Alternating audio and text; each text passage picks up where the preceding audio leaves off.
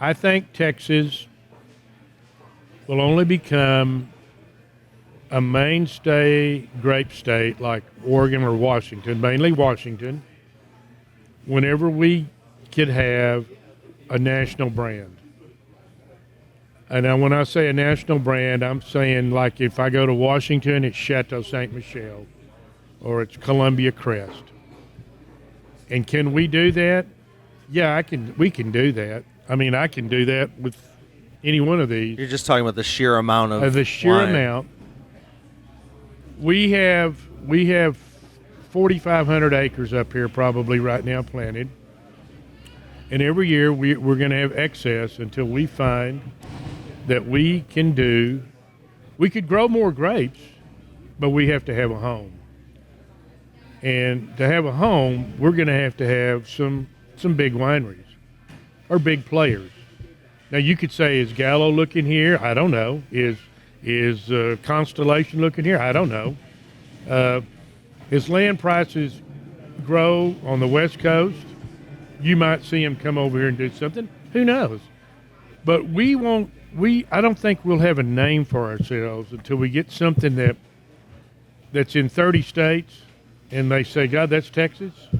What's it at? It's Mourvèdre, it's Grenache, it's Carignan.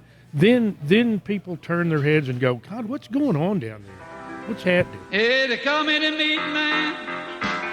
Y'all see me eat now. Hit on the meat man. Y'all see me eat now. I got jaws like a bear trap, a teeth like a razor. I made tack tongue with a sensitive taster. I was born out in Texas called the land of beef. Never catch a muscle green or showing a hell like a meat. I'm the meat man. Y'all ought to see me eat now. So, here I am at the Mcpherson winery, the Cellars. There's a ton of barrels in another building, but here is where they mix and ferment millions, billions, I don't know, I don't even know how many gallons. I think this one over here says 3,000 gallons on it. So each one of these, 1, 2, 3, 4, 5, 6, I mean 3-4 dozen are doing about 3,000 gallons. So this episode is super fun. We've got Mallory from Evie Mays. She's going to be hanging out. I'm going to show you around Evie Mays a little bit. We're in the Texas High Plains, which is a part of 8 AVAs, American viticultural areas that wine is made, and 8 of them are in Texas, and this is the biggest one. This is the one that produces the most wine and also happens to have one of the best barbecue joints in the world. I got to sit down with Kim Mcpherson, who is the owner, proprietor, second generation, talk about his father, Doc, who literally planted the first vines in the 60s to help start this, what has become an incredible amount of wine right behind me. I love barbecue, I love wine. We're trying both. We're doing a little of everything today on the show. Delicious aged wine, takes a lot of work. Delicious barbecue, takes days to cook. A couple things I think that go together pretty well. So I hope you enjoy. Thank you for listening to and/or watching the Best Barbecue Show. I am here in Lubbock, Texas. We're sitting at Evie Mays with a huge spread, and I've got a really interesting group of folks here. Down to my left is Kim Mcpherson, son of Doc Mcpherson, one of the starters. He helped begin what Texas wine is now. Planted some vines in with the college, and Kim is now helping sculpt the shape of wine all over Texas. How's it going, Kim? Doing great, thank you. Are you enjoying the barbecue? Oh, it's unbelievable. And to Kim's right, we have Jason Centanni, a winemaker at Llano Estacado. Did I say that right? Yes. Hold on, can you talk into that mic one more time? Hello, there testes. Jason clearly has a fun sense of humor. He brought some wines here. So Kim and Jason brought some Mcphersons and some Llano Estacado. We'll talk about those here in a second. But right next to me here, Mallory Robbins, one of the geniuses behind Evie Mays Barbecue. Ha ha. Hi. A hardworking woman, out here in Wolf Earth. Really an old friend at this point. You know, This is my first time here, but we've hung out. I've been talking smack for like 5 years. Every That time I I need to see get him. out here. Yeah. Well, finally did it. Yep. We're here. We're in Lubbock. So Kim, why don't you start us off? You have the most knowledge. You have the most history around here. What's it like? What's it like creating wine? What's it like creating this amazing scene that we have now? I'm sorry, I didn't hear that. I had a create. It's crowded in here, as you can well imagine. Absolutely, it's packed. And it's not because of us. What's it like creating wine around in West Texas? Well, it has its ups and downs. I think it's a challenge sometimes, but I think that we do a very good job with the varieties that grow well out here. We don't do Bordeaux or Burgundy. We do mainly southern France, Spanish, and Italian varieties, and I think they work real well out here. And tell us a little bit about Doc. I mean, he is called the father of Texas wine. He seems like an incredibly interesting man, and you got to grow up with him. Well, he started growing grapes in 1968 at his vineyard called Sagamore, which we still have in the family, and we do get some Sangiovese off of it. He was the first guy to plant Sangiovese in Texas. Excuse me. And we do a reserve with that and estate bottling off that, and then the rest goes into our Sangiovese program. He started Llano Estacado Winery, where Jason works, with his one of his good college professor friends, Bob Reed, and from there they built it. They didn't build it up; these guys built it up, but they started the winery in 1976. So he was one of the. It wasn't the first bonded winery in the state. I think it was the second bonded or third bonded winery. So, Yeah, I saw on the wall there's a letter that talks about something about using state money to create wine. It's like from a typewriter. And I think it's a picture of you and your dad and maybe someone from a college right next to the bathrooms there. Well, they Texas Tech let Bob and Doc have a lab space in the new chemistry building in the basement to research wine and make wine and study it, how it would do out here. Now, my dad had over 140 different varieties of grapes at one time in his Sagamore vineyard to just see what would grow out here on the high plains. Yeah, Jason was telling me we have to go out and look at the vineyards. It sounds like now this is the high plains have 75% of the grapes in Texas. I would say closer to 85%. There you go. Yeah. And is that because where it started, or is that just because there's so much good land or so many people willing to? I think there's a lot of factors. The big thing is that it's probably one of the better places in the state to grow grapes. We have high altitude. Well, we're not high altitude, but we're 3,400 feet. We have low humidity, which grapes don't like to be in humid weather. We have low disease pressure and low insect pressure. And we've got some very good farmers out here that converted from cotton to grapes, and they know how to farm, which was, it's not, we don't have amateurs, so to speak. You know what I mean? They were growing other crops, and they just slipped right into growing grapes, and they've done a very good job of them. And Jason was telling me about the diurnal shift and how it's better to stress grapes out than to treat them nicely. That's how you make better wines. Yes, and I think you just kind of have to watch that up here a little bit, because you can't really, because of our climate, stressing them out sometimes can be good or it can be bad. So it's like you want to do a little bit, but we're not. We have some unforgiving things sometimes, like they do everywhere else in the world when you grow crops. And so, Jason, you are a winemaker at Llano Estacado, and is there, that means a ton of land. And Jason was telling me that winemakers don't necessarily own the land, that you guys make the wine there, and you have farmers or landowners that you work with to grow the grapes. What's a busy day at Llano Estacado like? Are you tasting? Are you working with different chemistry? Tell us what you're doing. Yeah, well, just to kind of define what we do, or define our winery and how we purchase grapes, it's almost like the French négociant system, where we don't own rarely any vineyard land or holdings anymore. We now just we contract with grape growers throughout the state. I say throughout the state, but it's really just throughout West Texas.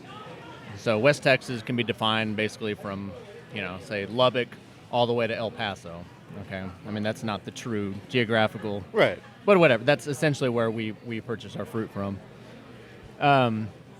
So yeah, it's having a great relationship with the growers that provide us the fruit that we need to make our Texas appellated wines every year.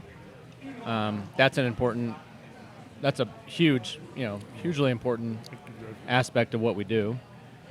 And then on a daily basis, to answer your question, all of the above. I break up my day in chunks because we're bottling almost every single week throughout the year at the winery.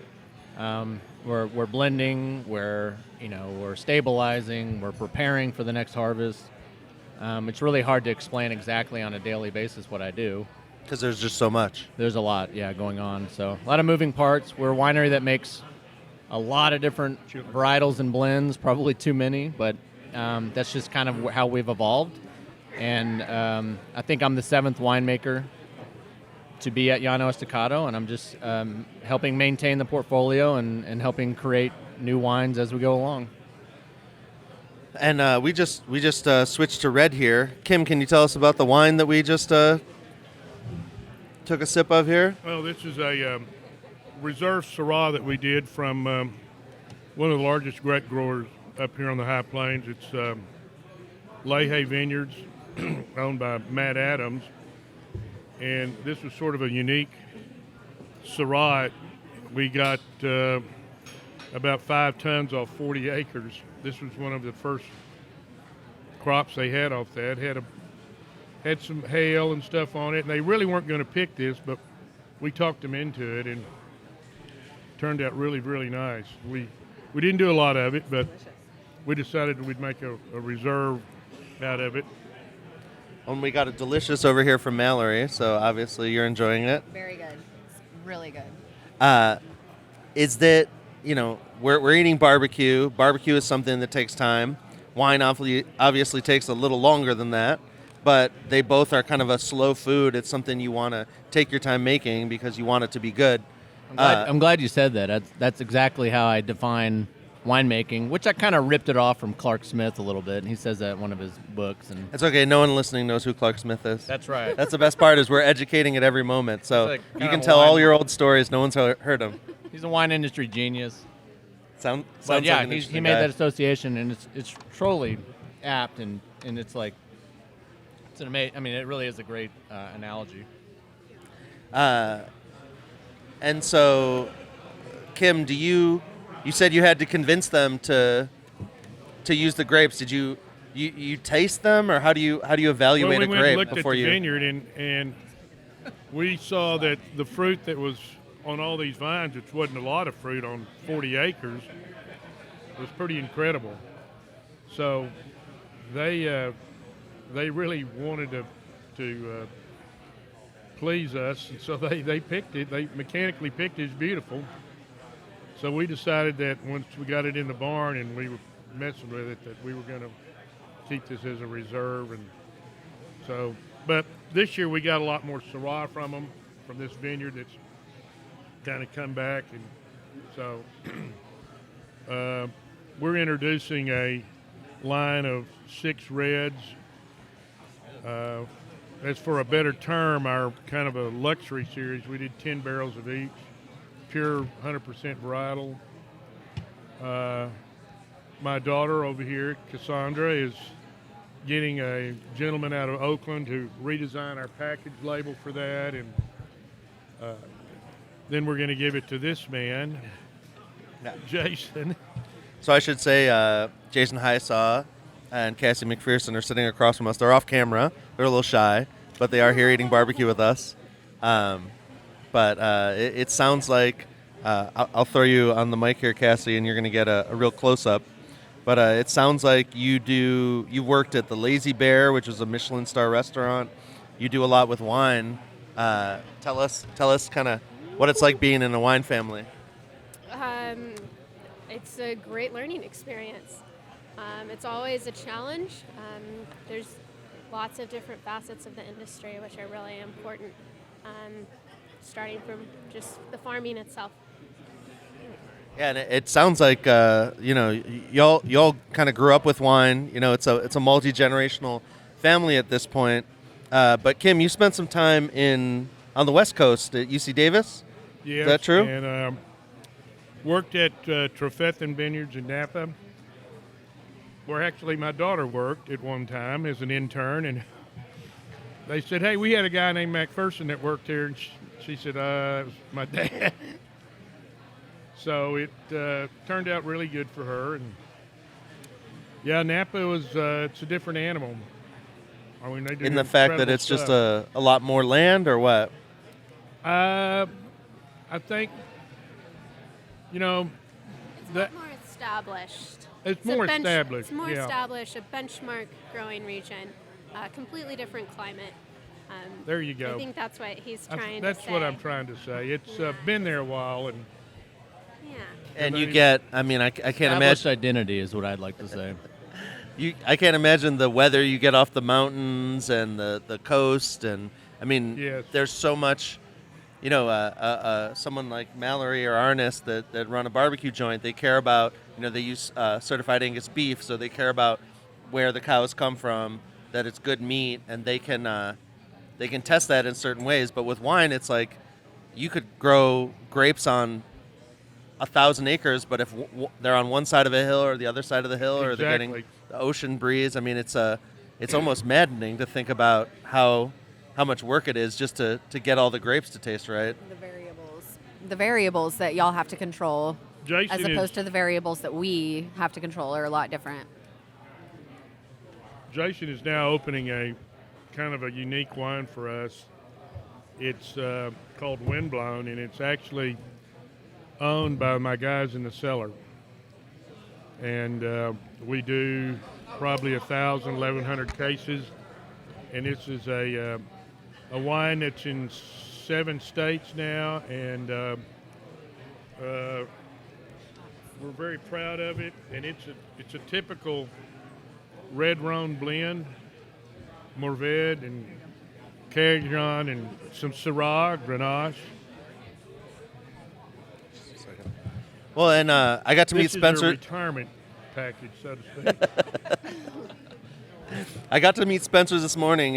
Super sweet person, and I've had this wine a couple times, and it's super interesting. It's super delicious. We got to share it during a barbecue and wine talk that we did in Austin. Okay. And the Clay Cowgill, one of the pit masters at Snow's, which is the rated #1 barbecue joint by Texas Monthly, he actually took a bottle home with him, and it was very excited about this wine, and I am too. So it was cool to meet Spencer, and it's cool to see that, it's almost like, are you guys creating more and more wines every year, or is it kind of taking the grapes in different directions? Well, no, we're mainly sticking to a red on this one. We do have a little bit of a white that we started on the advice of our sommelier. Consulting sommelier. But that is actually a picture of Andy Timmons' Mourvèdre vineyard down in Terry County. And there was a magazine called Garden and Gun Let me see it. that did an article on us, and they had a great photographer out of Austin, and he took that picture, and I thought it'd make a great label. And Garden and Gun, do they interview you guys a lot? Well, I'd never really heard of the magazine. It's a very expensive magazine on the East Coast, South Carolina, and down in there, and very prestigious. Yeah, they'll have some barbecue joints in there every once in a while too. They do have some in there. And being an established winery, I mean, I've heard more than once that you're literally grooming the future of Texas wine. Is that people you stay in touch with? Is that going to schools and speaking? How do you kind of help the growing wine industry learn from all your knowledge?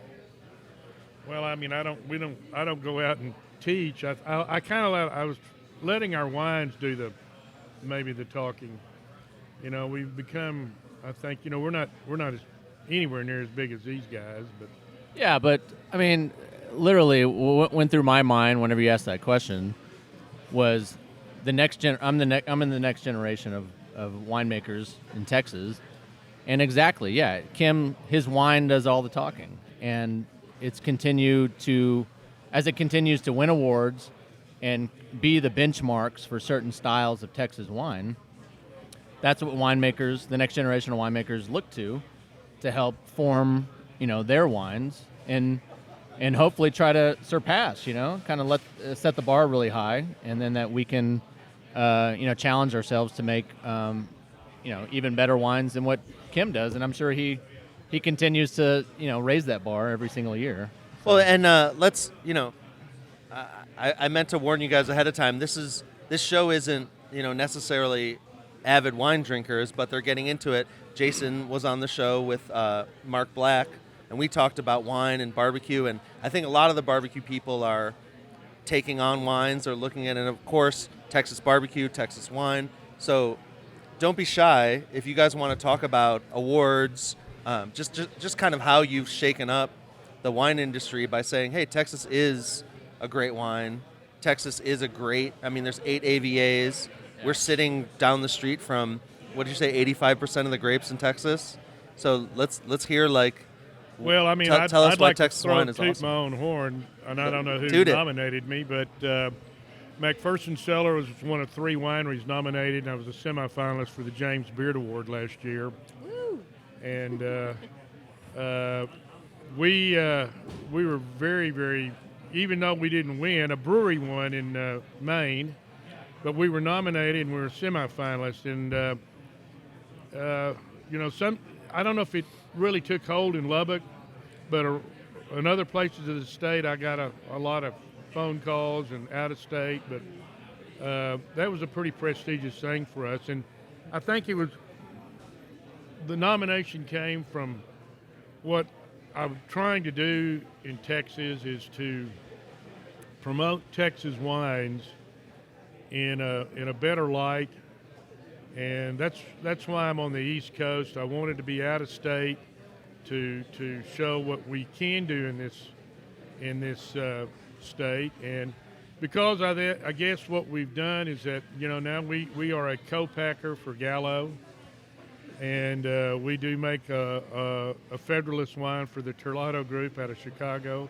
They came to us. We didn't go to them, and that stuff like that is what I was trying to.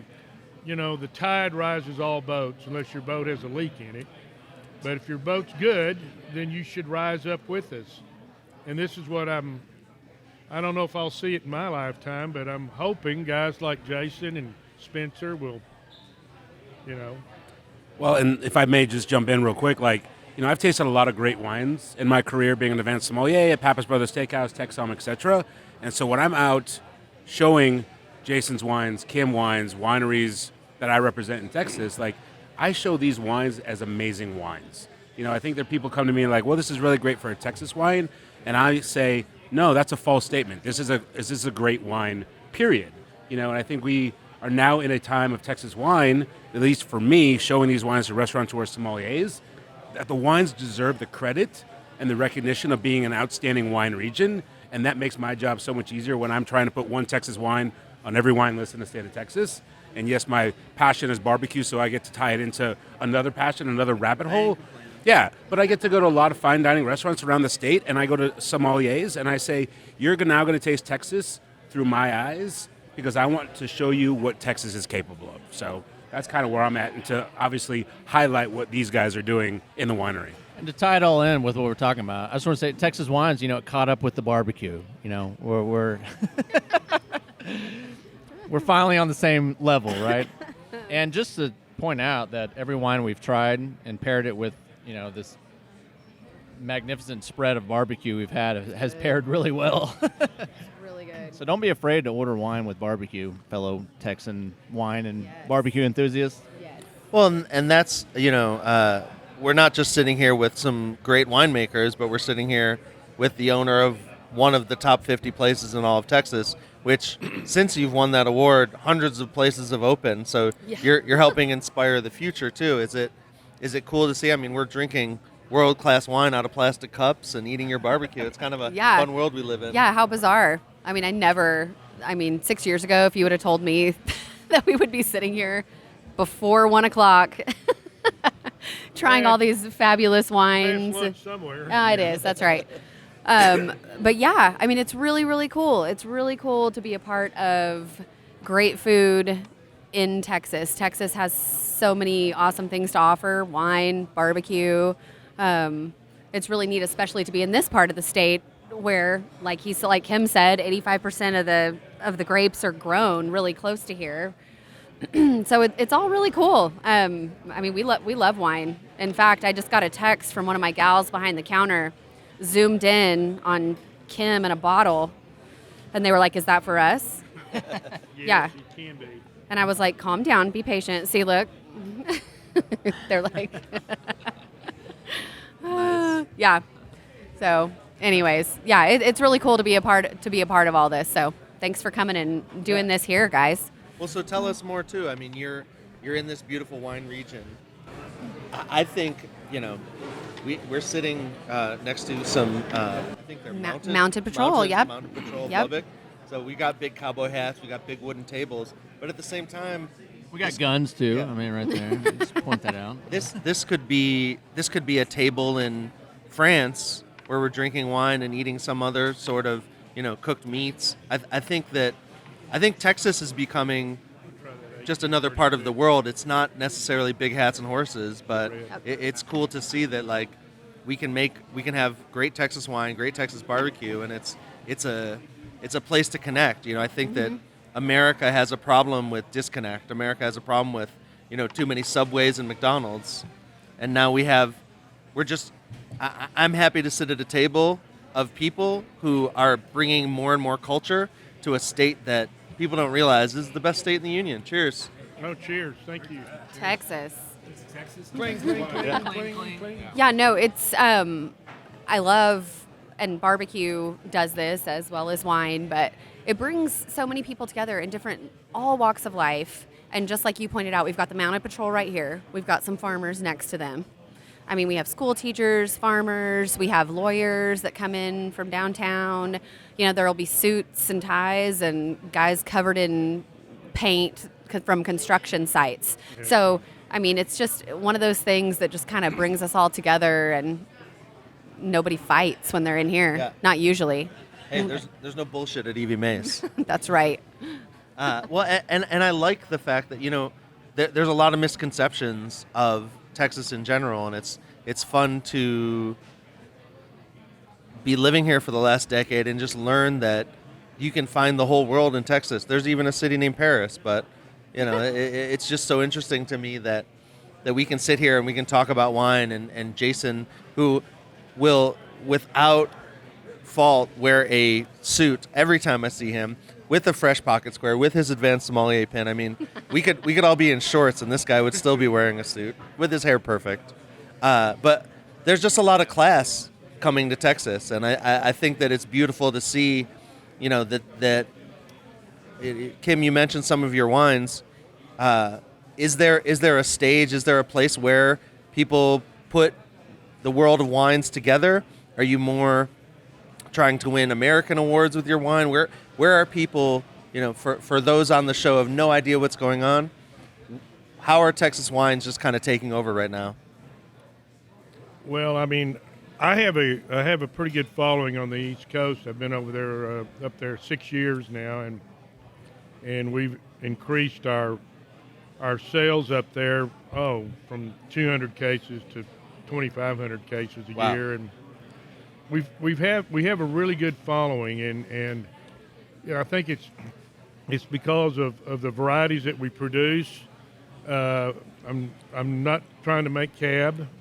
People come into the winery and go to, you have a Cabernet, and I said, no, you need to go to Napa. And so You can go to Llano too. We have a cab. I think the varieties that we grow do very well here, and especially Mourvèdre is one of the top red varieties that a lot of my growers love. It's a hardy variety, makes great red wine, and it's one of those varieties that there's some in California. It's very old stuff from way back, but it does very well here. And sometimes, when my daughter was working in Napa, the guys were jealous that we had all this Mourvèdre, and they just had to grow cab. But that's the way it is in Napa. You're not going to sell a $800 bottle of Mourvèdre. You're going to sell an $800 bottle of Cabernet. But I think that what we do here, and if we put our hat on what we do well, I think this could become a very well-known region. Well, and not only that, I like to bring this up anytime Jason's around, or I'm sure you can tell other nuances of this story, but 100 years before your father even planted those grapes, Texas helped save the French wine industry. They did. They don't like to admit it. Exactly. That's why I bring it up all the time for all But our they French did, listeners and watchers. They did give the guy a huge statue and a Legion of Honor, and for doing it. They don't want to admit it anymore, but there's still some vineyards that in France that have the cuttings. Not many. Yeah, his name was Thomas Munson at a Denton. TV TV Munson, went yeah. by TV Munson at a Thomas Denison, Volney Texas. Munson. And so he took the roots from Texas. Wild grapevine roots, and shipped them to France, and they grafted vines onto them, and it was phylloxera resistant. Yeah. But the sad thing is we gave them phylloxera. Yeah, maybe we contributed to that problem, but we did save them too. We started it and stopped it. That's right, the cause and solution. Well, and I think it's cool to know that these tough Texas roots are sitting in France right now. The metaphor is beautiful. When I went to Davis, the viticulture professors used to make yearly trips to Texas, and it was a known thing that Texas had the most indigenous wild grapevines of any state in the union, and they would go down creek beds all over the state looking for wild grapevines, and they would bring those back to Davis, and they were grafting them and hybridizing them and playing with them to see, some vines, some rootstocks work better in salty soil, some work better in clay, some work better in sandy loam. Some rootstocks slow the vigor down, especially like on cab. Most of the growers around here now are on their own roots, just because if a vine dies out, they can just go back and replant it. Plus, we have sandy soils, very sandy soils out here, which are resistant to phylloxera, which is the bug that killed the European. It was an actual wine bug? industry. Yeah, it's a louse, so it's like this. Very small? Very small. Yeah, not microscopic, but really tiny. Like aphids or something. Smaller than that. Yeah. And it just goes down and it lives in the soil, and it feeds on the roots, and it creates little lesions and then scar tissue, and basically the plant just can't bring up nutrients and water, and then it kills it. Sandy, but when you say sandy, it's a mix. It's not like it's like you like the that, beach. Mallory? I do. I perked up there in the middle of the bug story. I'm kidding. I love hearing about this. I have a degree in ag, and so I love all of this. Well, I don't think you can live in Lubbock talk. without an ag degree, right? You don't. the problem with sandy soils, though, is nematodes love sandy soil. There you go. It's a trade-off, and those are microscopic. Well, so Mallory, we just poured. This is some Llano Estacado, correct? I'm So digging this. Tell us what you think, and Jason will tell us about the wine. Yeah, let me. Yeah. So the wine we just poured is It's 2016 1836 red, and 1836 was the year that Texas gained independence from Mexico. It was when we were own free country, I guess, Yeah. republic. And so it's kind of, we're paying homage to the brave Texans who fought in the Battle of San Jacinto. San Jack, if you're from Houston. Yeah. And, We say that in Austin, too. Yeah, so, but really it's just, it's a blend of Syrah and Cabernet, all sourced from West Texas. High Plains or? Some of it's from the High Plains and some of it's from far West Texas out of Hudspeth County. Same high elevation planting. It's an old vineyard that it's sold to Llano Estacado exclusively. It used to be called Montsec Vineyard. Now it's called Del Valley Vineyard. High elevation, almost 4,000 feet, so higher than the High Plains. It's just west of the Guadalupe Mountains. So you've got you can see Guadalupe Mountain, which is the highest mountain. I was going to say that's as high as it gets in Texas. So you can see it. It's about 20 miles west of that. Little different soils, higher kind of caliche and limestone content than out here. Less sandy, a little more loamy. Anyways, long story short, it's a good place to grow grapes. Makes really killer Syrah, really nice Cabernet Sauvignon, and that's what the blend is of these two. And this is a release that we actually just kept at the winery only. So this is typically this wine is released statewide, but 2016 stayed at the winery. And you also have a wine club, right? I've had some of your wines from... Yeah, we actually released this as a wine club wine first. And for complicated reasons we won't go into right now. But exclusivity drives all kinds of things. Yes, something along those lines. And yeah, released it to the wine club first, and then we released it for general sale in the tasting room after that. And there's only maybe 26 packs remaining of this, so it's about to be gone. It's about to be extinct. Yeah. Well, you like some? You like some? Well, and to talk about volume in general, are you putting out 1,000 bottles a year, 10,000? What's a millions of bottles? Yeah, millions of bottles. So just over 2 million. So this is very exclusive. If it's only... for that wine, that particular wine. I'm talking in general. That particular wine, it was only maybe 130 cases. So multiply that times 12. Right. I can't do the quick math. I need Go ahead, Kim. calculator. What do you got? Well, Thanks, guys. our production is we put it on each label is very small. Probably the most is Viognier at 1,800 cases, Sangiovese 1,400. We don't do a lot of everything, but I think what we do is very good stuff. The biggest complaint that I always get from people is that I don't charge enough for my wines, even from my daughter, and that may be true, but I've always liked to think of us as sort of a friend of the working man. The winemaker for the people, which I have taken note of that a long time ago, and I strive to do the same thing. Just like we're doing today, wine on the table at a barbecue joint. Come on, this needs to be commonplace, guys. Yeah, I'm excited to have more wine as commonplace. And Jason is Jason Hisaw, not Jason Centanni, but Jason Hisaw, our advanced sommelier, friend of the show, is helping that happen all over Texas. Yeah, and so when I go out and I preach these wines to these sommeliers, and I get some pushback sometimes from servers or restaurateurs are like, well, these wines are amazing, but I can only put them on my wine list for $60 a bottle or $40 a bottle. I'm like, and they say, well, I can put a bottle of X from wherever on my wine list for $200, and I can sell that. I'm like, well, cool, you should do that. If you have a guest that is willing to buy a $200 bottle of wine, let them do it.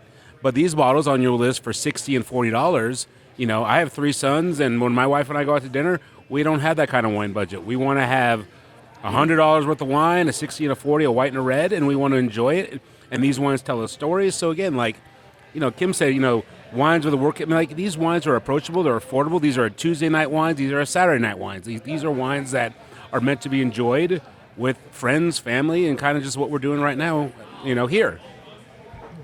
Yeah, I don't think anyone's offended that we're using plastic cups. I think we can enjoy wine. I got in over all it a ways. long time ago. No, I just want to point out, just like what Mallory and her husband, I don't know his name. His name's Arnis. Arnis. He's Arnis. currently driving to Dallas to deliver a smoker, so he missed this shitty got- gig. Yes, Arlington. Yeah, we just excuse switched me. places basically. Seeing a man about a smoker, you know? And so what they do, it's almost like the same model I think that Kim has been doing, and I don't want to speak for him, but it just what I've seen is we try to over-deliver. We try to over-deliver on our product and make it available for everybody. That's it.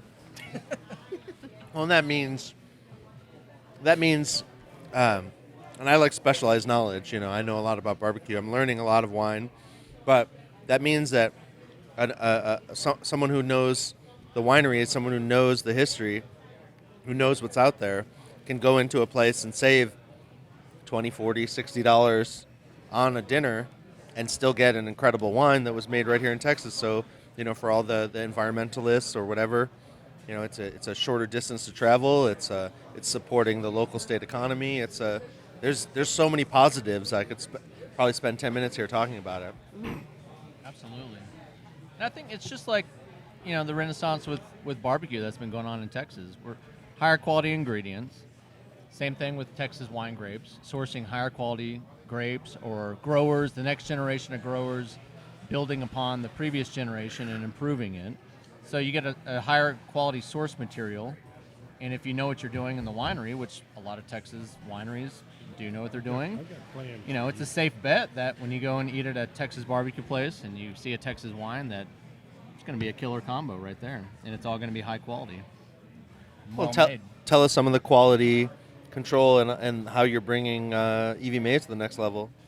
Oh, well, kind of the same thing with grapes. We source the best meat that we can. I know Yoni said it earlier. We use certified Angus beef, prime beef for our brisket. We try to source the best, highest quality. We want to know where it came from, how it was harvested, the harvesting specs. Certified Angus beef has really strict guidelines for harvesting as far as the age of the animal. Obviously, genetics play into it. So we just kind of wanted to offer something a little bit different for West Texas, where people, barbecue obviously has been around here for hundreds of years, but not the type of barbecue that we have been doing. So we kind of thought it was kind of a right place at the right time whenever we decided to do this. And people have been really kind and awesome to us and show up every day. And We'd like to thank you for that. thank you, Jason. There's my mother-in-law. Yeah, we could get Arnis's mom over here to contribute. She's Did she's she awesome. pay for that? No, she does. She does not pay for barbecue. Laura does not pay for barbecue.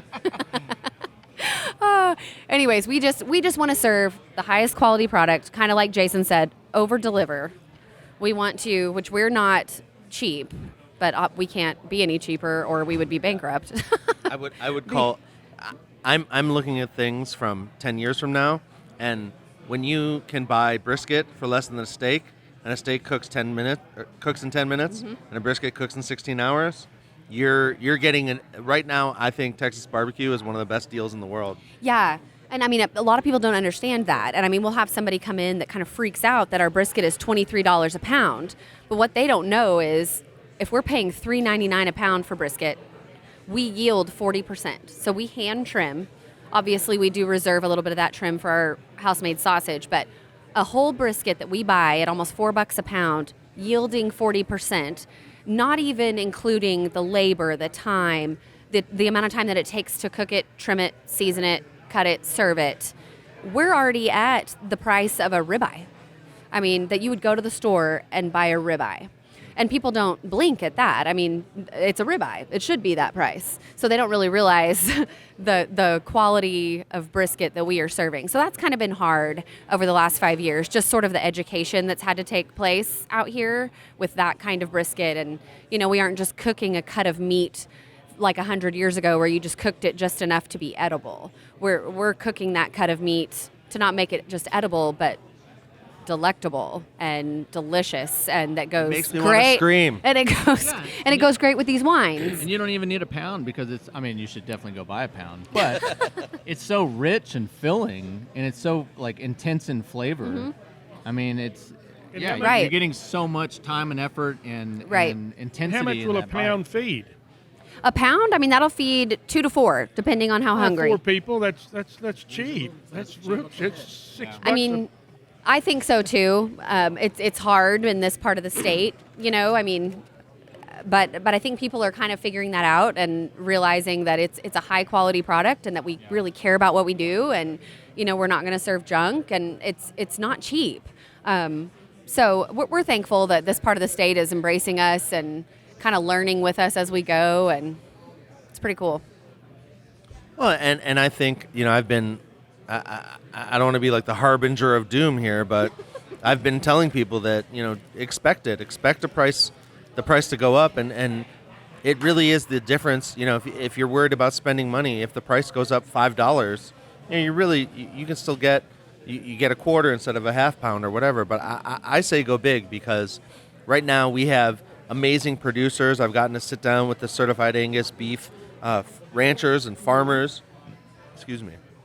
and just see how hard they work. I mean, they will go flying out in their truck as soon as they hear a calf is lost or someone's sick, or you know, they really work hard, because every piece of cattle is something that gets to come to a barbecue joint, that gets to come to a great restaurant. And I think that we're sitting in an amazing, you know, this is a great group of people that know about quality. But I've been talking about the quality of Texas barbecue. I would pay double for all of this. You know, I'm all about supporting something that's of quality, and the amount of work and time. I mean, there's 15 people working right now. Yeah. You know, it's not easy to run a place like this, and you guys put out such a well thought out, a quality product that I don't even hesitate to put expensive wines, cheap wines, whatever. I don't hesitate to put wine with barbecue. I think that in 10 years, barbecue is going to be a much fancier thing, and I love the idea of people sitting around in suits using their fingers to eat sausage and drinking wines out of plastic cups. Like, I just think it's time to cut down all the barriers and everyone to just enjoy the quality of food, wine, everything that's happening. We are in a beautiful renaissance of everything, from wine to, I mean, sparkling waters. You know, Well, there's 10 new sparkling water companies just in 2019. We- We're all trying to find something delicious and beautiful, and you guys are helping put this all we together. should be like the French. It's very rare over in this country to see 4 guys at lunch sharing a bottle of rosé. This would say we should be sitting here eating barbecue with 4 cups of one of these beautiful red wines. That would be like incredible. It seems it's the same At lunch. Yeah, the same thought went through my head. The cultural, importance of what you've done, and sourcing the highest quality, bringing back, like Texas barbecue to its roots. And a lot of people across the state are doing that. But working through the whole system, from finding, working with the growers of the cattle, how they harvest it, and all the importance that goes into it, it's totally synonymous with the French wine culture and what they do there to make the best quality ingredient and have it on the tables and have it, keep this cultural experience, up there, as of great importance to their region, to their whole country. And so, it's the same thing here. I mean, we're the size of France, if we're going to continue to talk about France. larger. We're German size. That's what it is. But culturally important items need to stay around. They need people like Mallory and Ernest to continue that. Next generation, keep it going. It's super important for the entire state, really. Well, you'll have Our to talk to our identity. kids about carrying it on, because I don't think they don't like this place very much. Not yet. Not yet. They're too little. Evie wants to be a welder, so maybe she'll build smokers. Okay, there's welders involved. Yeah. Yeah, right? there is part of it. No, but back to the wine with the barbecue. So we don't have a liquor license, so we don't buy, a whole lot of alcohol. We are BYOB or wine. We do dinners once a month where we serve a prime rib menu, and people bring and we give away beer and wine, and we do buy Llano and Mcpherson wines for those dinners a lot of times. But we need to do something where we have bottles of wine just for a regular day of service. I mean, that needs to be, we need to have Texas wines out here for lunch, not just Coors Light. Shinerbach. You know, Texas wine is now Yeah, comes on Big tap Red. now. You know, It's true. I'm going to throw a big thing here to my buddy Jason. which one? Hisaw. He is now with the governor's office. He is now the official ambassador for Texas wines. He's got to get his picture made with Sid Miller, though. Anyway, that's a good thing. I don't want to talk about Sid because of our scales. That's Yeah. a whole nother conversation. Let's not for bring up another day. scales. And he's probably the best thing that Republic's ever done in the last 10 years is to hire this guy as our ambassador for what he's done. Cheers. So Cheers to that. Yeah, Yeah, absolutely. cheers. There. Or actual cheers, not just say it. he can bring to a restaurant, they'll believe him or they wouldn't believe me or Jason Centanni. They'll believe him. So Yeah, with that it's been kind of suit. incredible. And I think it's forward thinking to have Jason out there. He is trying to put a Texas wine on every menu, whether it's a barbecue joint. I mean, I'm The sure you. hardest sale possible, right? Yeah, I'm sure you all have already heard, but he helped bring Texas wine to a joint called Terry Black's in Austin, and now they have 20. How many wines do they have on? I think 18 in Austin, and Yeah. now they duplicated in Dallas. Yeah, I've, So- I've seen it on the social media. I've seen it on social media posts, and actually, we hung out with Daniel Vaughn this weekend at Camp Brisket at Texas A&M. Anyways, shout out to those guys. Awesome weekend. But yeah, Daniel Vaughn was talking about, he's the barbecue editor for Texas Monthly Magazine, but he was talking about how you walk into Terry Black's and how cool. Like, there's wine. You can just grab a bottle of white, bottle of red, whatever, to go with your barbecue before you even get to the food, which is really cool. Well, and I like that it's a whole bottle. It's not like we're going to pour you a glass, Yeah. take a bottle, and I think it's cool because all it took was it's not like they were looking for wine. It's all Jason had to do was go, hey, what do you think about this? Now there's 18 wines that are they all Texas wines? No, they do have some Oregon and Napa, but majority Texas. Majority Texas. So there's at least a dozen wines there that are all Texas. They're getting pulled off the shelves every day, and it's something that people didn't really think about, but now that it's sitting in front of them, there's a case, there's a beautiful rack as they walk in, they just grab a bottle, anything from 30 to, what would you say the max is, 60? Price point? Yeah, about $30 to $6 at the most. And that's something you can share with your friends, and it matches so well too. When you get a platter of brisket, you get a platter of meat, you're sticking your fingers in there, you're sharing, you're handing it out. And even while we've been talking, Jason's been cutting up pieces, giving them to Kim and everyone else, and I love the idea of sharing. I almost never want to go to a restaurant again and get my own plate. I just want a bottle of wine for everyone to share, a big platter for everyone to share, and we just talk about life and stop worrying about eating. Yeah, But it just no washes it offense. down so easily. I mean, sorry. Kim. Your tea's good, but isn't this better? Absolutely. Doesn't it make that barbecue just Oh, yeah. boom, pop yeah. right off the plate? Well, it's I rich. agree. You got rich, flavors. You got fat in there. It's just mouth filling and mouth coating, and the wine's acidity, just like you'd pair a steak. Cabernet with good acidity with a fatty steak, a ribeye. It's the same Slab thing. in a It's can. literally the exact same concept. Right. What'd you It's say, just Kim? Natural. Kim said it again. Another master somm in this state, Guy Stout, who's a character in his own right, he always goes around saying a cab and a slab and a cab. Can you elaborate on that point? Well, like a big ribeye and a nice bottle of Cabernet. But I think Brisket and Barbera. the red wines today were incredible with this Delicious. meal. They were really incredible. Sausage and Syrah. All right, I'll stop. Are we gonna make T-shirts now?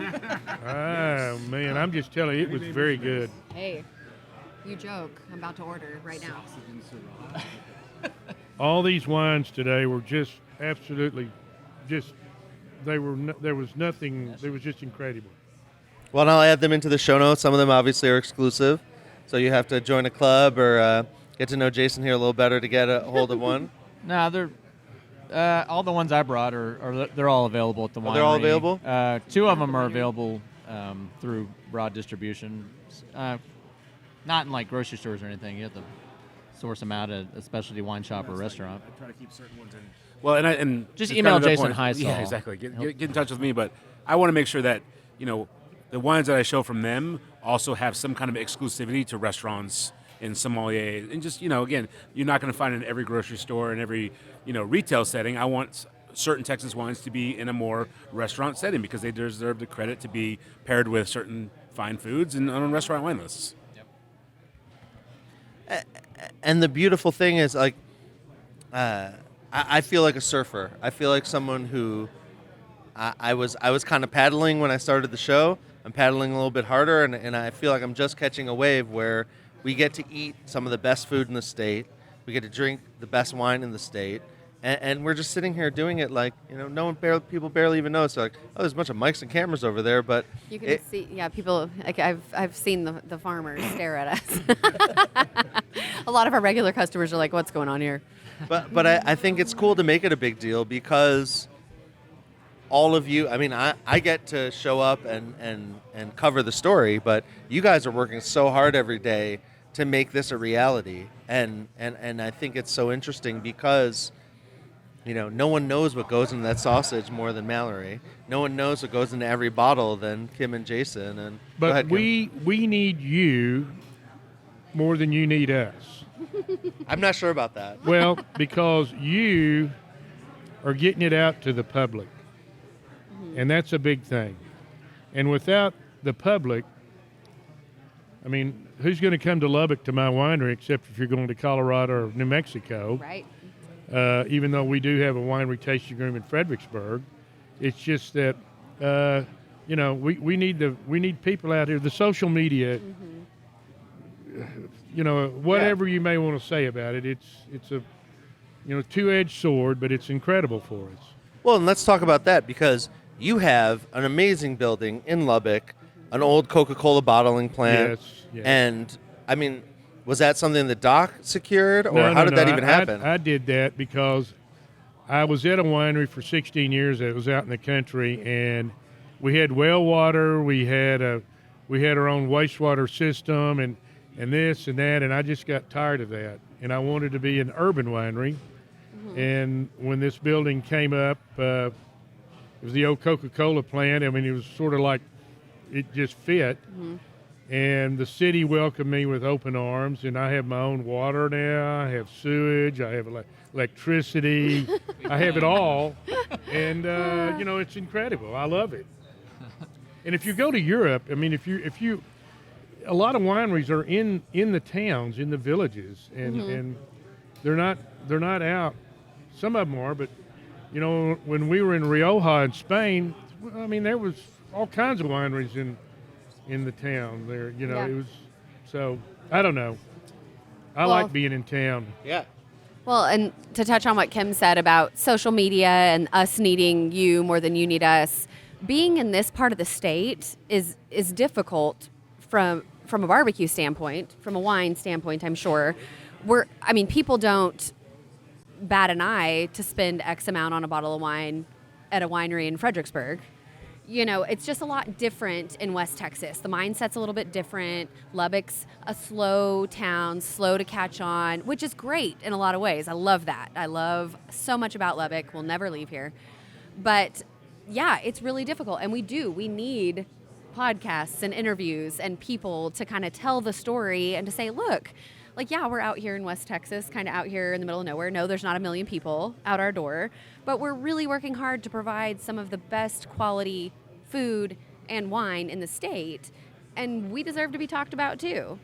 Exactly. We deserve to be in the conversation as much as the barbecue joints in Austin, as much as the wineries in Fredericksburg and Napa and all these other places. And so we appreciate you coming because it's cool to get to talk about it and, get excited about it because there's a lot of really cool things happening out here. We don't get much folk like you out here. We don't get, oh man, this guy walking in here with his stash and his suspenders, I could see the people staring. Well, I was going to point out, I didn't grow up in West Texas, and I grew up in Houston, and this area is kind of a forgotten part of the state. And you you don't think about it growing up, but then you come out here and you realize its importance. Whether it's a main source for wine production, grape growing and wine production, wine growing and wine production, I should say, or a source for cattle and farming that goes directly into great barbecue production. So you don't think about it. In the rest of the state, it consumes it, but without West Texas, I doubt we would be sitting here today talking about what we're talking about. Well, and give us a sense. We talked about it's 75-85% of the state of the wine produced in the state. How much land is that? What are we talking as far as acres? Well, just to kind of correct the statistics thrown out there, it's a high percentage, 75% plus of the wine grapes grown. Right. Production is still pretty high, but we don't know exactly if it's above 75% of wine production. I doubt that. But just because I like to quote accurate statistics. What was the question? How many in sheer land? Because I know that compared to you've got a million acres. The AVAs in this AVA, you've got a little over 1 million acres that could probably be planted to grapes. An AVA is an American viticultural area. It kind of defines that region and what makes it important or why it's important for growing wine grapes. There's definitions behind it. Just like Napa Valley, that's an AVA. So like to kind of bring a barbecue similarity, everyone has a different style of, say, oak that they use. Or wood that they use to smoke the meat, or meat that they source. Thank you. Yeah, I was kind of. I knew. Gotcha. I knew where you were going. So the important, there's a large amount of acreage available, that is exclusive to the viticultural area, and you can tack on that AVA to the grapes that you sell to a winery, and they can. Put that on the label of wine, and then that's a quality area that those grapes came from. Hence, the wine should be coming from a reputable producer. Hence, the wine should be good. Well, we haven't even gotten close to our potential, what we can plant out here. We don't have exact statistics, but there's 5,000 plus acres of wine grapes. Some of that's coming into production, so we're still growing, man. I mean, we've got a long way to go. Absolutely. 5,000 acres, that's a really small vineyard for Gallo, okay, or Freddie Franzi, okay? That's tiny. Is his name actually Freddie Franzia? Yeah, Freddie Franzi. What? That's amazing. And, 5,000 acres is, we have that over in the north end of Sonoma or something.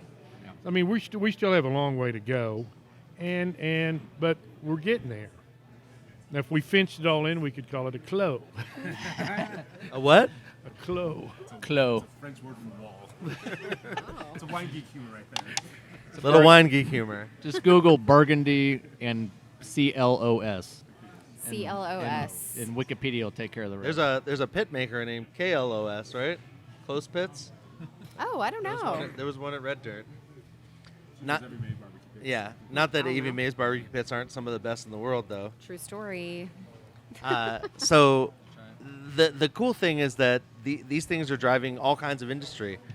It sounds like we've got thousands of acres of wine that. Bye, guys. Thank y'all. That are still ready to be grown. More satisfied customers. We also have a buttload of looks like tanks in the back that Arnis is looking to turn into something. Yeah, so we kind of have a tank graveyard out there because we've had such a backlog of smoker orders, but we're kind of trying to get Arnis out of the pit building and bring him back to the restaurant. So I think he may take a small break from pit building. He loves it, and he loves welding and tinkering and building and creating, but we need him over here with what he started. So we're kind of getting him back over here. So he may take a small break from the smoker building. So, well, and just to relate it to wine again, you guys are building. You're the only place in Texas that builds a reverse style pit. Yeah. That means that the place where you put the wood in to create the fire is also just below the exhaust. So most offset pits in Texas, there's fire on one side and a smokestack on the other. The smokestack is right above the firebox, which means the smoke goes all the way through and back again. Right. Is yeah. that a challenge to sell people on? Or? So, no, well, pre-Texas Monthly being the 9th best barbecue joint in Texas, so they say, maybe. But after that, they were like, oh, cool. Yeah, something's right. Which obviously you can buy any pit from the most talented welder in the state, and unless you know what you're doing, you're not really going to. A great pit does not equal great barbecue. But yeah, reverse flow. I know Yoni walked in the pit room and he said, "Why are these smokers all backwards?" He was kidding. He knows the difference. But yeah, we love the way it cooks our meats and our briskets. That baffle plate and the way the heat has to kind of switch back and carry back across. You get a really great convection and radiant heat. And so our briskets cook a lot different than just a straight reverse flow pit. And it's a lot different to cook on. I wouldn't say harder. You just have to learn how to cook on it. But we don't know any different. Arnis built a reverse flow as his first cooker. He never cooked on a traditional offset. So that's what we replicated from our small smoker to 1,000 gallon and then another 1,000 gallon and then now, 4,000 gallons. That's just what we know. So it's what we do. Have you, And yeah. Yeah, I saw a couple in Arlington at Hurtado Barbecue in Arlington. So they're obviously you guys are expanding the reverse smokers throughout the Texas. Is it patented? I was just Please tell me it is. So no, it's not patented, and I'll tell you that reverse flow is a thing. There are some other builders in the country that do a reverse flow. I think there's a big one. Is it Lang? Lang pits, and they're used a lot in competition barbecue. Real nice pits, but no, it's just not as common. Okay. So he didn't come up with it. It was just what he built. Well, but at the same time, people will look at reverse flow pits, but they will come all the way to Texas and skip all those states just to buy an Evie Mays pit, just to buy something that Arnis created, because he has taken that idea of reverse flow. He's taken that idea of almost slowing the smoke down so that second move of the smoke really kisses the meat just right. And he's taken it to a level where I'm not going to give away some of the things he's told me, but he has adapted those pits. And we'll have him on the show soon enough. You can taste to talk the about it. You can taste it right here. Yeah. You can taste it. Because the misconception is with reverse flow pits that it gets too hot because of that heat, with the heat and smoke switching back and having to make its way back to the smokestack, that it'll burn the bottom of your briskets. But the way Arnis builds them and the way he puts the grates, and we don't have a problem with that. So I think that's the misconception with regular reverse flow, which isn't with our pits.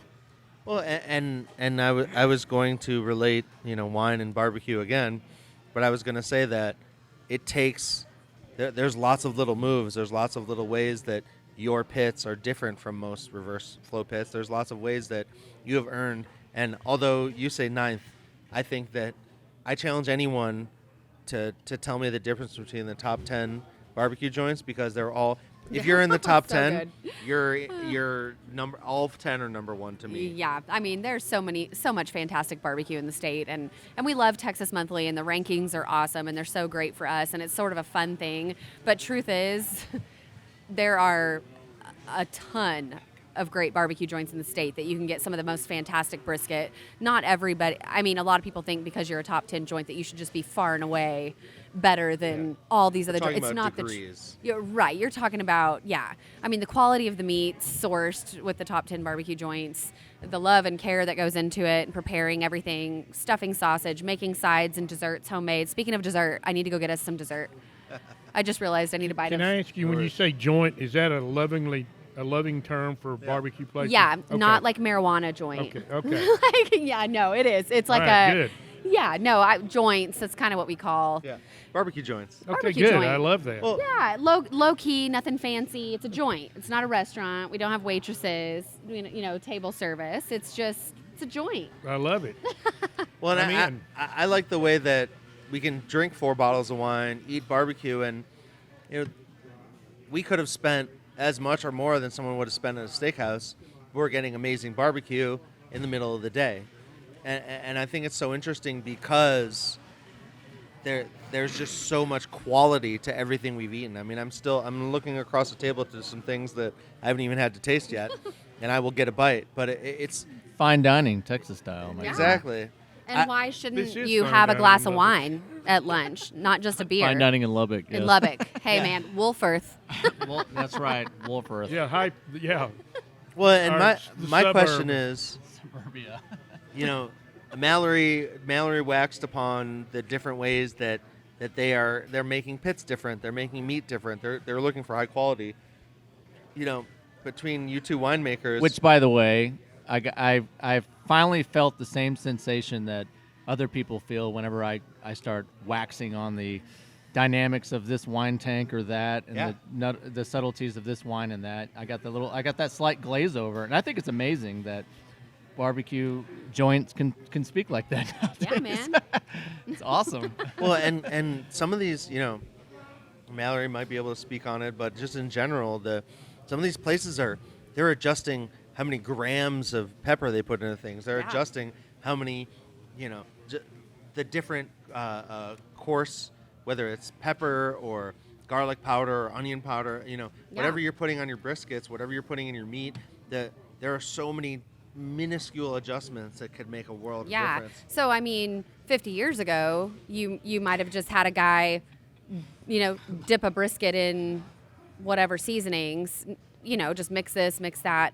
It's a lot different these days, and it is very scientific. It is very, we do measure. We measure our salt, our pepper by weight and volume, and things are very accurate. From our sides to our desserts to our meat especially. We weigh the green chili, we weigh the cheese, we weigh everything that goes into everything. So it is a craft. It's not willy-nilly. The more we talk about it, the more there's similarities between the two. There's a lot. And it's like blowing my mind right now. Welcome to the best barbecue show. Art and science. How many times you heard that in the wine industry? And it's the same wow. in barbecue. It's art. It's a craft. Craftsmanship. It's small batch. Yes, we can do high volume. You guys can do high volume and do it well, but there's something to be said for doing smaller amounts of what you do really, really freaking good and not cutting corners.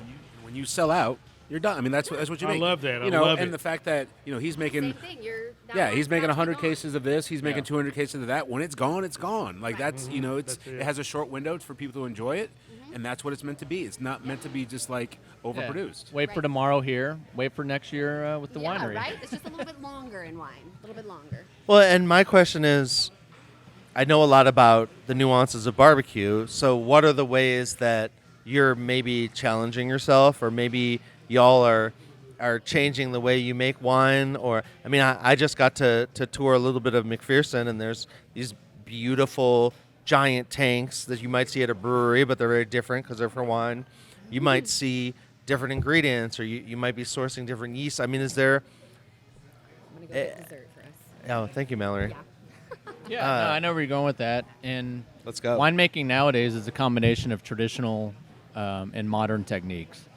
And so you don't see the immediate results most of the time. You got to wait till later to see how it impacted your final product. But it's remembering what you did, and seeing how it affected the end product and making adjustments for next year or not. Sometimes the hardest part is doing nothing. The hardest part is recreating the same thing. Yeah, and not messing with it too much. Because you're always trying to outdo yourself from the previous year. At least I am. And most of the time it's subtle, changes or subtle improvements. But geez, it's the same thing. Same thing with barbecue and what's happened over the years. Are there innovations? Are there techniques? Are there technologies that are trying to change the wine industry? Or just like because I'm gonna keep tying in this whole barbecue thing. Yeah. The same thing that Mallory was talking about, the dynamics of airflow and their their style of pit, and putting the damper where they put it and all that. I know nothing about it except for the 5 minutes I heard her speak. I know on a little it. bit, but yeah. Yeah. Anyways, it's as technical at that like that. It's oxygen influence in red wine making, or the lack thereof for white wine making, or sometimes a combination of reductive and oxidative styles. There are cultured, I want to point out, natural yeast that are available. Okay, and that's a whole nother topic. Ask Cassie about that. Anyways, there's cultured yeast available that can really just really explode aromatics and focus on certain varietal components of the wine that typically wouldn't be expressed on, say using native yeast. Yeah, man, there's a ton of things that are being developed right now or have been developed that we're implementing in our industry to improve our products on. And do you guys feel like sometimes you just have to pick something and go for it because there's so many choices? Or do you feel like you're a certain percentages, we know this is going to come out great, and here's where we're going to experiment? Yeah, you can apply averages of what you've done, but you got to remember every single year is different here. We don't have a Mediterranean climate.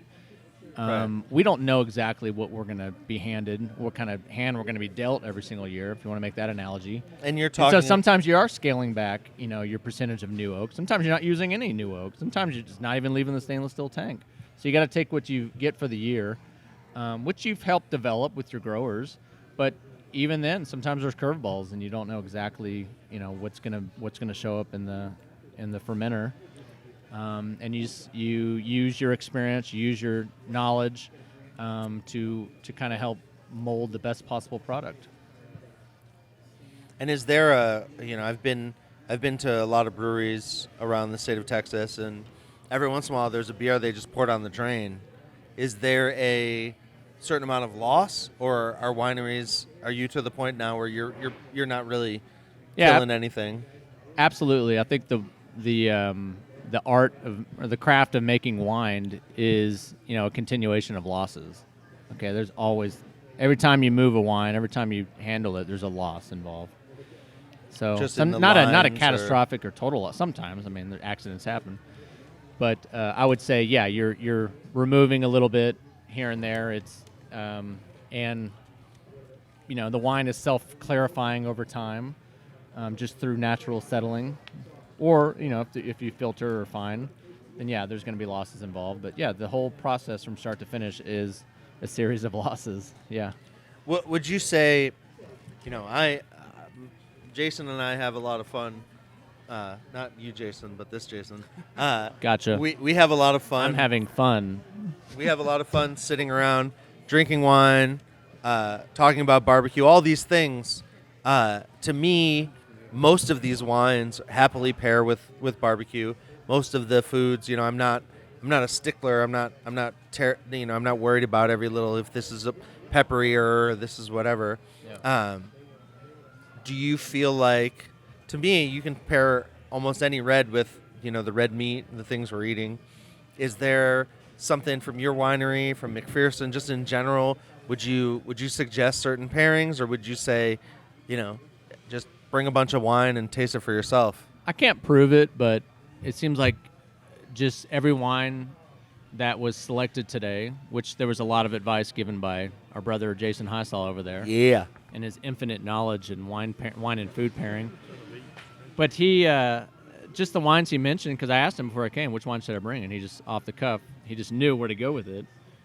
But what I can't prove know a lot is about barbecue and wine. Exactly. So from the same area, there's no question that, wines, local wines and local food, they just go together. And that's exactly what we're seeing here, man. All the wine, all the local food and the local wine just went together.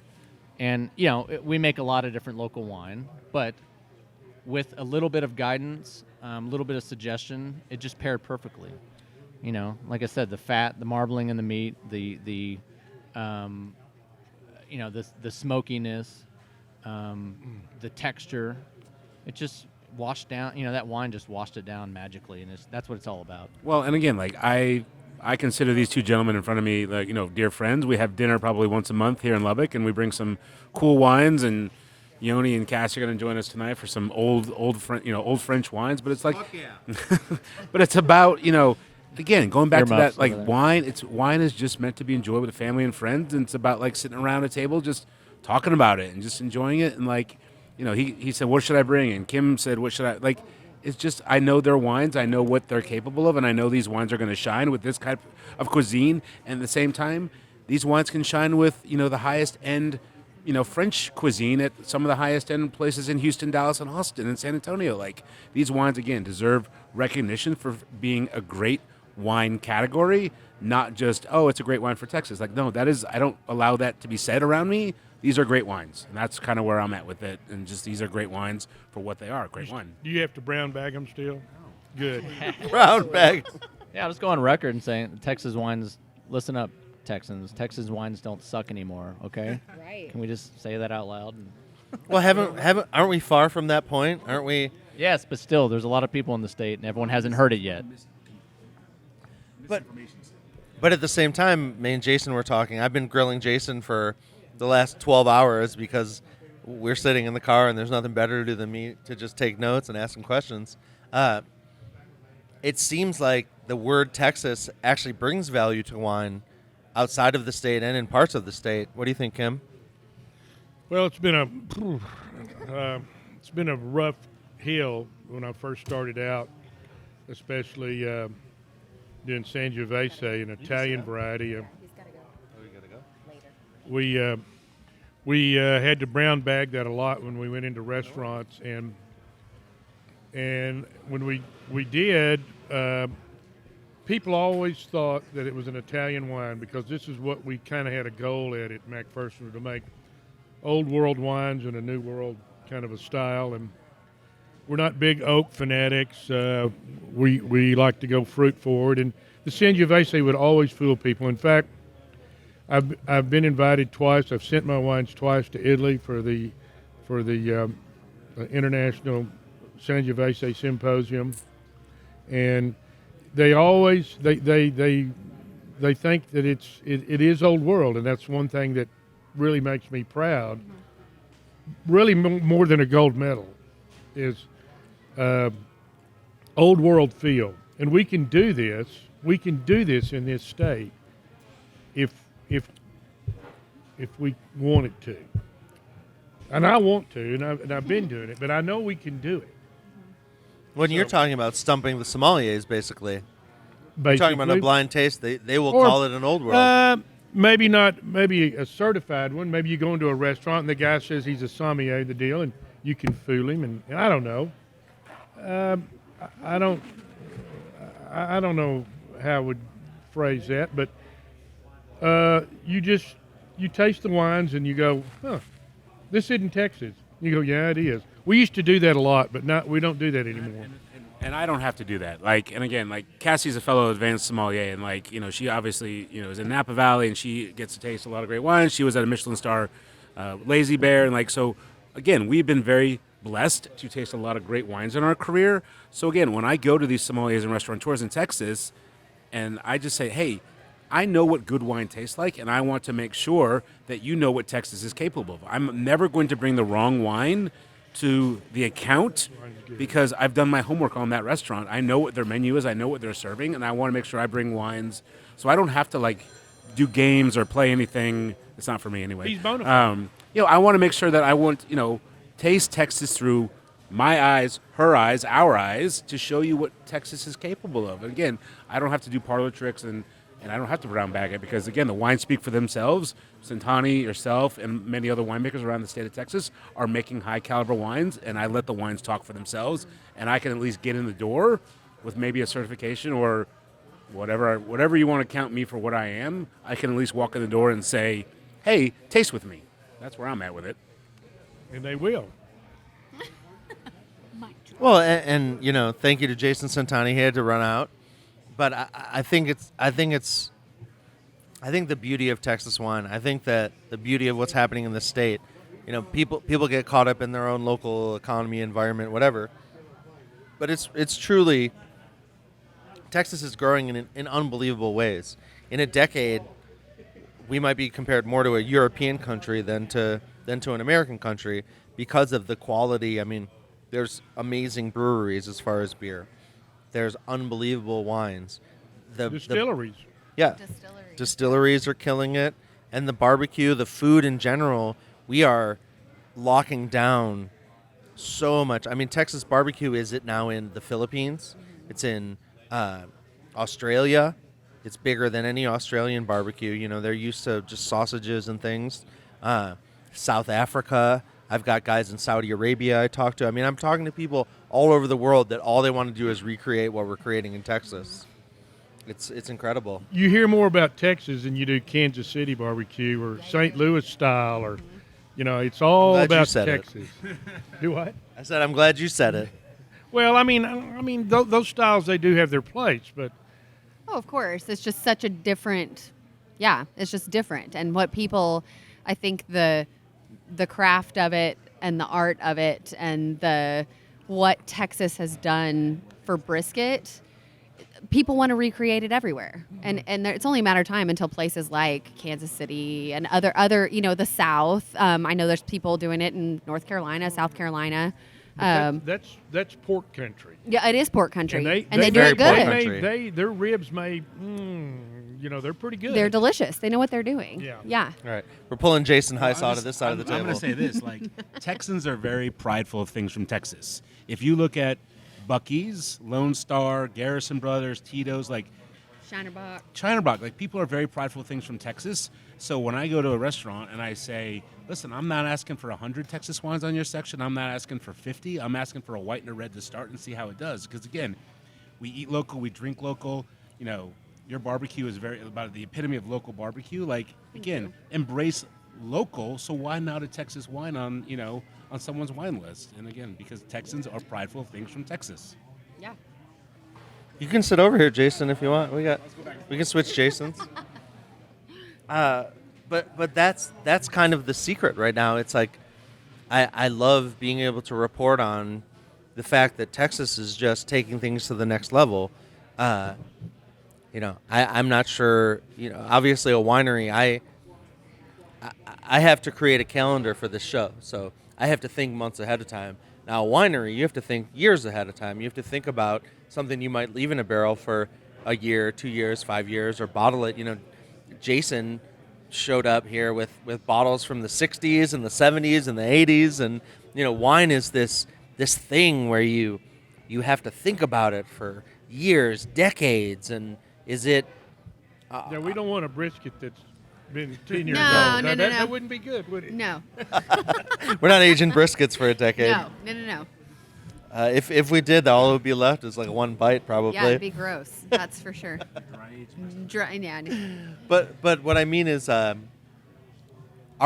these reserves? Are there things that are sitting in cellars, waiting for years? Like, how do you think about the wine world when you're thinking about what you're creating? Not everything is going to come out next year, right? Well, like Jason said, every year is different. In out here it is. It's different really everywhere you grow grapes. Even in Napa. I mean, Napa could have this and they could have that. They could have too much rain. They could have, and it's different. And it's different. I always heard when I was in California, every year in California is a vintage year. Somewhere, it's either in Paso Robles or Sonoma, or it was incredible. But out here, we get what the good Lord gives us. And when I was at Davis, or if you're in Napa, I always heard that it's 85% vineyard and only 15% winemaking, because the grapes there are they're beautiful. And so it's like you just barely touch them. And here, it's just opposite. We get fruit from guys, and we really make wine here. And it can be difficult, but sometimes it's real easy. And do you feel like 90% of the stuff that you're creating, like I asked before, there's not a lot of waste. You're getting everything out of the grapes. I mean, I couldn't even count how many. What do you call the things in the winery? The tanks? Steel tanks that are just filled to the brim. You got three Well, guys we do there. have a few empty ones. But what I mean is the majority of them are full. You've got these guys working on, I was talking to a guy who was replacing, I don't know if it was a filter or something, but he was replacing bearings and something. You have this beautiful space where you're creating wine, you're running it through all these systems, you're using, these rare yeasts and all these things. Is it, at this point, you're second generation, with your third generation sitting across the table, are there challenges, or are you just trying to keep the train moving forward? Well, she'll probably give me the cutoff sign about me getting on my soapbox. I think Texas will only become a mainstay grape state like Oregon or Washington, mainly Washington, whenever we could have a national brand. And now when I say a national brand, I'm saying like if I go to Washington, it's Chateau Ste. Michelle or it's Columbia Crest. And can we do that? Yeah, we can do that. I mean, I can do that with any one of these. You're just talking about the sheer amount of the sheer wine. amount. We have 4,500 acres up here probably right now planted. And every year we're going to have excess until we find that we could grow more grapes, but we have to have a home. And to have a home, we're going to have some big wineries or big players. Now you could say, is Gallo looking here? I don't know. Is Constellation looking here? I don't know. As land prices grow on the West Coast, you might see them come over here and do something. Who knows? But I don't think we'll have a name for ourselves until we get something that's in 30 states and they say, God, that's Texas. What's it? It's Mourvèdre, it's Grenache, it's Carignan. Then people turn their heads and go, God, what's going on down there? What's happening? We're not there yet. It could be. I think we have the fruit.